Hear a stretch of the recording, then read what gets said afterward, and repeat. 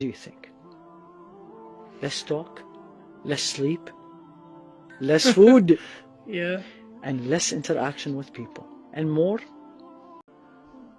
Dhikr. Exactly, mashallah. Remembrance of Allah is the cleaning agent of the heart. Any form of remembering Allah, reading Quran, memorizing, asking Allah for forgiveness, doing morning and evening adhkar, saying subhanallah, reflecting on the nature, and you say, Ya Allah, what beauty is this? Who are you? You know, that's a dhikr. And this process continues. It's not one day or two.